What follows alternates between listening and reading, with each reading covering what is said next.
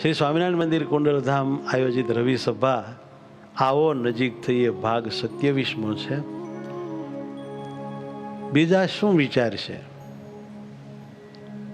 આપણે વિશે? બીજા શું વિચારશે? सबसे बड़ा रोग क्या कहेगा लोग.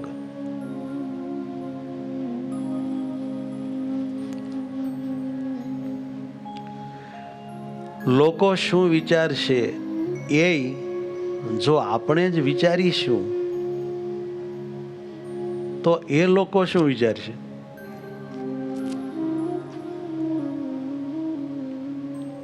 એને વિચારવા માટેનો કાંઈક તો તમે સ્કોપ આપો. લોકો શું વિચારે છે એ આપણે વિચારી નાખીશું તો બિચારા એ શું વિચારશે? એને વિચારવા દો ને. શૈલેષ જાની છે ભાવનગરના ડૉક્ટર. એણે કાફે નામની એક બુક લખી છે. એમાં એક બહુ સારી સ્ટોરી મેં વાંચી તો મને એમ થયું કે છે સમજવા જેવી. આપણે આવો નજીક થઈએ એમાં લઈએ. ગુજરાતમાં એક નાના ગામડામાં એક વયોવૃદ્ધ દાદા રહેતા. એનો દીકરો મુંબઈ ગયેલો, બિઝનેસમેન થયેલો, સારું કમાણેલો, મોટો બંગલો, કુટુંબ સુખી ત્યાં રહેતો હતો પુત્ર પરિવાર સાથે. દાદાને એમ થયું દીકરાને મુંબઈ મળી આવું. આમ તો દાદાની મોટા ભાગની જિંદગી ગામડામાં વીતેલી. ઇંગ્લિશ બીજી કોઈ ભાષા દાદા જાણે નહીં, પણ દાદાને એ કાંઈ પરવા નહોતી. થોડા આમ હતા પાવરફુલ ડોહા. મારે ત્યાં જ આઝાદી મુંબઈ રહેવું, થોડા દી મારા પુત્ર અને પૌત્રની સાથે આનંદ કરી આવું કે હે, અને મારે ક્યાં ના સિટી માટા મારવા જવું. કાંઈ મારે બીજું જોવું નથી, એવું દાદાનું માનવું હતું. મુંબઈ ગયા. છોકરા બધાને મળ્યા. આ બાજુ એનો દીકરો હતો, એ ખૂબ ઉત્સાહી હતો, સમજણો હતો. એના મનમાં એમ થયું કે પિતાજી જિંદગીમાં પહેલી વખત ગામડામાંથી બહાર નીકળ્યા છે અને મુંબઈ જેવા મેટ્રો સિટીમાં આવ્યા છે, તો તેને મારા બાપુજીને મુંબઈ જોવા લઈ જવા પડે. એકાદો આંટો તો મરાવવો પડે, સિટી દર્શન કરાવવું એમ એને ઈચ્છા થઈ. એટલે બાપાને વિનંતી કરી કે બાપા આપણે હાલો ને મુંબઈ શહેર જોવા જાય. બાપા કે હાલો. બાપા હતા થોડા આમ મસ્ત. ગયા, મુંબઈના દર્શન કરાવ્યા. થોડા દિવસ પછી વળી છોકરાની ઈચ્છા થઈ, લાઈને પિતાને એક જાણીતી પોસ્ટ 5 સ્ટાર હોટલમાં જમવા લઈ જાઓ. ખુશ થઈ જાય. બાપા કેદી ફરી વાર આવે ન આવે. બાપાને લઈને હોટલમાં ગયા. ત્યાં શરૂઆતમાં સૂપ સાથે કાજુ પીરસાણા શેકેલા. પિતાજીને દાંત તો હતા નહીં, એટલે ત્યાં તેને સૂપ પીધું, પરંતુ કાજુ ખાવાની કોશિશ ત્યાં ન કરી. પછી બંને ભોજન કરીને જ્યારે ઘરે જવા નીકળ્યા ત્યારે પિતાજીએ મુઠ્ઠી ભરીને શેકેલા કાજુ લઈને પોતાની ધોટલીના શેડે ગાંઠ વાળીને બાંધી દીધા. તેમણે કદાચ એવું વિચાર્યું હશે કે કારમાં કે ઘરે શાંતિથી બેઠા બેઠા મમળાવીશ. દુર્ભાગ્યવશ હોટલની લોબીમાં ચાલતા ચાલતા તેઓ એક પગથિયું ચૂકી ગયા અને પડી ગયા. પડી જતા એની ધોતીમાં ગાંઠ વાળેલા કાજુ હોટલની લોબીમાં વેરાઈ ગયા. હવે આ દૃશ્યને તમારા મનમાં તમે વિચારો. કેટલાક ત્યાં બધા મોટા માણસો હતા, હોટલના વેઇટરો હતા, અને દાદાના કાજુ ધોતિયામાંથી વેરાણા. આપણને એવું થાય કે એના દીકરાનો મગજ ગયો હશે અને એના પિતાને ધૂતકાર્યા હશે. તેણે પોતાને જ તેના પિતાને ઘરની બહાર હવે કાઢવાની ભૂલ લાગતી હશે કે ફરીવાર આ ડોહાને આવી જગ્યાએ ના લઈ જવાય, આ જૂના માણસો. પરંતુ આવું કાંઈ ન થયું, કંઈ જ નહીં.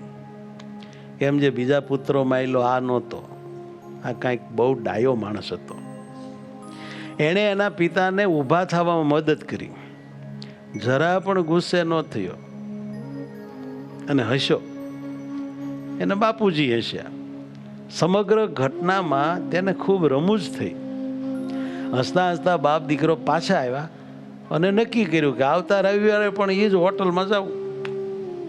થોડા દિવસ પછી એક મિત્રના ઘરે બધા એકઠા થયા ત્યારે તેણે છોકરાએ આ ઘટના એના મિત્રોને કહી સંભળાવી. ગ્રુપના એક મિત્રએ કહ્યું, એટલે આવું બન્યું તો તને શરમ ન આવી ભલામણા? ત્યારે એ છોકરાએ કહ્યું, શરમ છે ને? હાની શરમ? એ મારા પિતા છે. વાત આ છે, મારા બાપુજી છે. તે માત્ર માતૃભાષા ગુજરાતી જ બોલી શકે છે. આખી જિંદગી ગામડે રહ્યા છે. મને મહેનત કરી ભણાવી ગણાવીને હોશિયાર બનાવીને બહુ કાબિલ બનાવ્યો. મુંબઈ જેવા સિટીમાં પણ મારા બાપા એની રીતે ધોતી પહેરે છે. પોશ હોટલમાં જઈને પણ ઘેર ખાવા માટે કાજુની મુઠ્ઠી ભરી લે છે મારા બાપા. તેને જે ગમે તે કરે છે, એમની મસ્તી છે. તેની આ આદતમાં મારે શું શરમાવાનું? અને મારે આ ઉંમરમાં વળી એને દખલ શું કરવાની? જ્યાં સુધી તેની આ આદત અન્ય કોઈને ડિસ્ટર્બ ન કરે ત્યાં સુધી શું વાંધો છે? સ્ટાફ શું વિચારશે તેને હું નથી વિચારતો.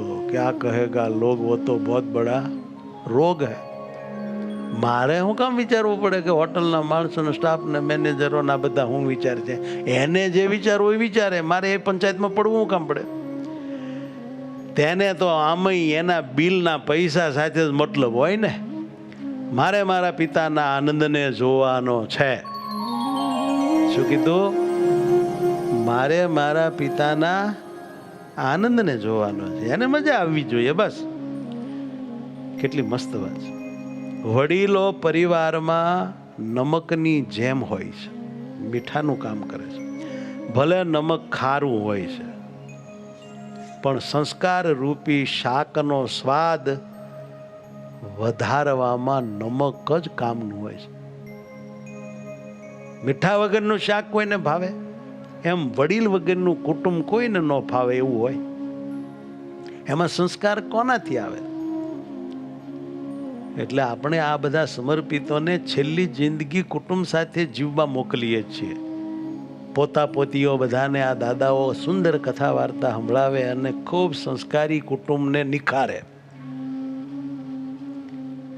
વડીલો સંસ્કાર રૂપી શાકમાં નમકની જ રીતે હોય છે. શાકનો સ્વાદ વધારતા હોય છે. માટે ભોજનમાં નમક અને પરિવારમાં વડીલ આવશ્યક હોવા જોઈએ, રહેવા જોઈએ. વૃદ્ધાશ્રમમાં એને ના મોકલવા જોઈએ. આ દીકરાની પત્ની પણ પતિના વિચારો સાથે સહમત હતી, ડાય હતી. આ ઘટના માત્ર પ્રેમ અને લાગણી નહીં, પરંતુ વ્યક્તિના સ્વભાવને સ્વીકારીને અપનાવી લેવાની સમજ શીખવે છે.